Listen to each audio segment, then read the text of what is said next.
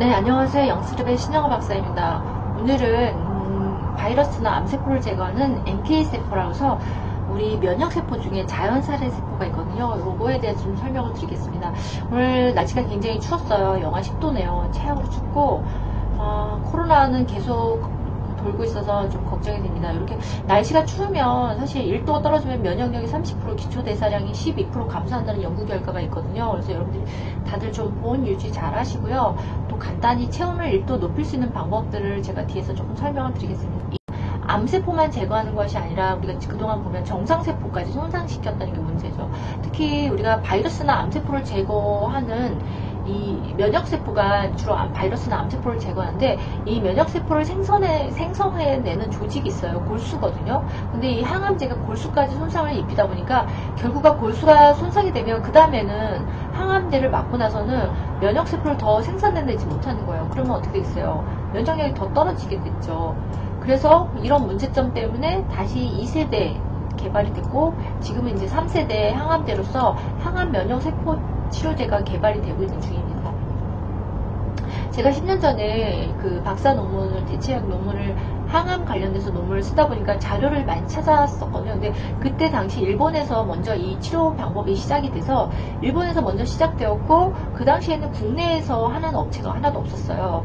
10년 전이니까요, 그때가. 근데 지금은 보니까 있더라고요. 제가 이걸 어떻게 알게 됐냐면 제가 2008년도에 미라클 건강법이라는 자연치유 안티에이징 방법에 대한 책을 썼어요. 근데 그 책을 보고서 어떤 암으로 치료받으시는 분이 투병 중이신 분이 전화를 주셨더라고요. 그래서 제가 그때 이런 치료법이 있다. 이게 부작용이 없으면서 자신의 면역세포를 갖고 하는 치료법에 대해서 제가 좀 소개를 시켜드렸고, 그래서 그때 찾아보니까 국내에서 있더라고요. 국내 몇몇 병원들이 있고, 일본에서 들어온 기업도 있고, 그래서 이 NK셀에 대한 치료법을 하고 있는 병원들이 있더라고요. 그래서 원리는 그거예요. 이 NK셀이 아까 제가 얘기했듯이 면역세포나 그러니까 암세포나 그 다음에 바이러스에 감염된 세포를 잡는다고 그랬는데 우리 몸에도 이 NK세포가 있거든요. 근데 일정량이 있는 거죠. 그래서 자기 혈액 내에서 NK세포를 추출해가지고 이거를 외부에서 배양을 해서 그 숫자를 대량 증폭해서 다시 환자 몸에 넣어주는 기술입니다. 근데 이게 배양하는 것도 기술이고 또 추출하는 것도 기술이기 때문에 아무래도 좀 고난이도의 기술이 필요하겠죠. 근데 이제 좋은 거는 자신의 몸에서 자신의 혈액 내에서 추출하기 때문에 어떤 면역적인 거부 반응이 없는 거죠. 거부 반응이 없고 정상세포에는 전혀 영향을 주지 않으면서 면역력도 높이고 특히 암세포나 바이러스를 사멸시키는 NK세포의 숫자가 높아졌기 때문에 많아졌기 때문에 아무래도 암세포나 바이러스를 잘 잡겠죠. 근데 다만 아직도 좀 이게 고가예요. 고가고 하는 업체가 많지 않다는 게 그 단점이기도 합니다. 그래서 제가 좀 설명을 드릴게요. NK셀은 우리가 자연살해 세포, 내추럴 킬러 셀이라고 하고요. 바이러스에 감염된 세포나 아니면 암세포를 직접 파괴하는 기능을 가진 면역세포거든요. 그래서 우리가 체내에서 1차 선천 면역을 대표하는 면역세포로서 비정상적인 세포를 인지할 수 있는 다양한 수용체를 갖고 있어요. 그래서 이렇게 인지하고 감지할 수 있는 수용체를 갖고 있는데 암세포나 바이러스에 감염된 비정상적인 세포를 스스로 감지해서 즉각적으로 제거를 하는 겁니다. 그리고 어떤 특정한 항원이 없이도 비정상적인 세포를 감지하고 직접 살상을 하는 건데요. 그리고 그 수지장 세포나 T세포, B세포로 활성을 유도하고 면역 반응과 염증 반응을 조절합니다. 그리고 암세포의 증식과 재발과 전이를 효과적으로 억제하는데 특히 암의 줄기세포, 스템셀이나 순환 종양세포를 효과적으로 제거할 수 있기 때문에 NK셀이 암 환자들을 치료해서는 굉장히 제일 중요하다고 볼 수 있거든요. 그리고 이제 NK세포에 대한 진단검사도 나와 있더라고요. NK세포 활성도 검사라고 그래가지고 본인의 소량의 혈액을 채취해서 NK세포의 활성도를 48시간 이내에 숫자로 확인하는 진단 방법도 나와 있고요. 그리고 이 NK세포는 특정한 항원 자극 없이도 세포 표면의 다양한 수용체, 그 어떤 종합적인 신호 전달의 균형에 의해서 활성이 조절이 됩니다. 예를 들면요. 정상세포들은 세포 표면에 면역세포와 결합할 수 있는 단백질인 MHC라고 그래가지고 메이저 히스토 컴패티빌리티 컴플렉스라고 그래고 주 조직 적합 적합성 복합체라고 이런 물질이 있거든요. 이걸 갖고 있는데 보통 이제 암세포나 감염된 세포들은요, 이 세포 표면에 이 MHC가 감소되가 있는 거예요. 감소되거나 결핍이 되는데, 이걸 갖고서 얘네들이 NK셀들이 이 어떤 세포가 있는데 이 MHC가 감소된 걸 신호로 해서 이 비정상세 여기 세포를 찾아내서 공격하고 제거하는 역할을 합니다. 여기 나오죠. 바이러스에 감염된 세포나 암세포는 정상세포와 달리 세포 표면에 특정 단백질, 아까 얘기했던 MHC가 적어지는 것 등 이상이 생기는데, 이 NK셀이 바로 이 이상을 감지해서, 이것들이 적어진 세포들을 감지해서, 그러니까 결국은 바이러스에 감염되거나 암세포들이 이 MHC가 적어졌다고 그랬잖아. 이 세포들을 감지해서 얘네들 제거하는 역할을 한다고 봅니다. 그래서 제거하는 거는 어떻게 하냐면, 이 NK셀은 특정 항원 없이도 암세포나 비정적인 세포를 스스로 인지하고 암세포를 제거하는데, 여기 보면 수용체로 암세포를 인지를 해요. 그러면 여기 보면 그랜자임이랑 포프린 같은 효소가 있어요. 효소. 세포를 살상하는 효소를 분비해가지고 암세포를 제거하는 역할을 하거든요. 여기 자세히 나오죠. 그러니까 암세포를 공격할 때는 포프린을 분비해서 세포의 막에 구멍을 내고요. 여기에 그랜자임이라는 효소를 분비해가지고 세포를 녹여서 암세포를 제거하는 역할을 합니다.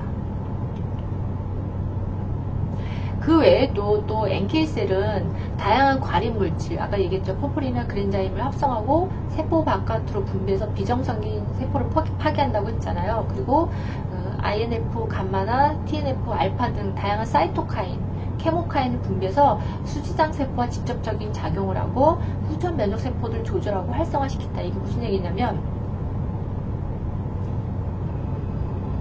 예를 들면 어떤 수지장 세포는요, 면역계 항원 제시 세포이다. 이게 무슨 말이냐면, 어떤 외부에서 물질이 들어오면 얘네들을 인식하고 잡아먹으면서 걔네들에 대한 어떤 표식을 남기는 거죠. 메모리 표식을 남기는 거예요.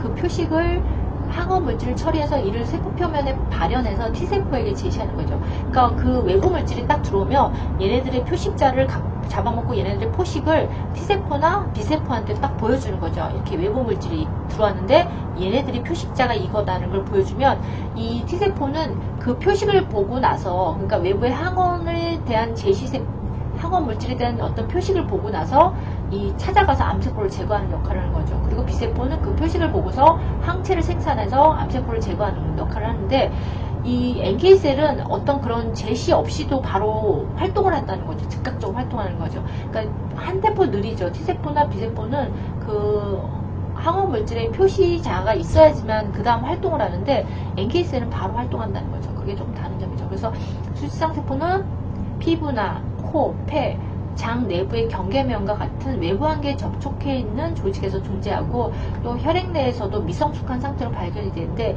일단 활성화되면 림프절을 이동해서 T세포 및 B세포와 상호작용을 해서 적응성 면역 반응을 개시한다. 이렇게 얘기하고 있습니다.